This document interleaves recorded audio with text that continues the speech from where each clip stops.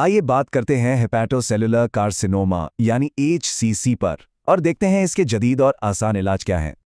तो ये भी हेपेटोसेलुलर कार्सिनोमा या HCC जिगर में होने वाले कैंसर की सबसे आम किस्म है। ये अक्सर उन लोगों में होता है जिन्हें पहले से जिगर की कोई पुरानी बीमारी या वायरल हेपेटाइटिस हो।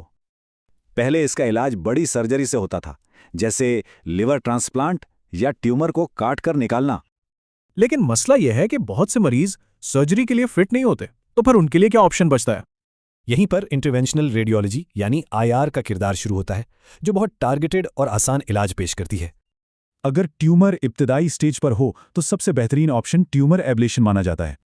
इसमें होता यह है कि ट्यूमर को सीधा अंदर से ही खत्म कर दिया जाता है, कभी गर्मी से, कभी ठंडक से या फिर केमिकल से। अगर बीमारी बढ़ चुकी हो तो फिर कोशिश ये होती है कि ट्यूमर तक खून पहुंचाने वाली रगों को ही बंद कर दिया जाए। इसके लिए एक बहुत ही बारीक ट्यूब, जिसे माइक्रोकैथीटर कहते हैं, शरीयानों के अंदर से गुजारी जाती है। ये ट्यूब टोंग से दाखिल होकर जिगर की मेन शरीयान तक पहुंचती है और फिर उन शाखों तक जो ट्यूमर को खून देती हैं। फिर इन नालियों को बंद कर दिया जाता है, कभी कीमो दवाओं से तो कभी तापकारी वाले जर्रात से।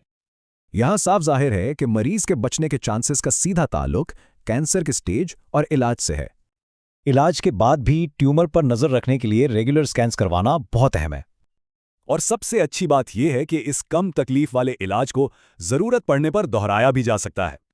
इसलिए सबसे अहम बात है बीमारी से बचाव और इसकी जल्द तशखीस, खासतौर पर हाई रिस्क लोगों के लिए। स्क्रीनिंग का तरीका भी सादा है, रेगुलर अल्ट्रासाउंड और कुछ खास ब्लड टेस्ट यानी ट्यूमर मार्कर्स।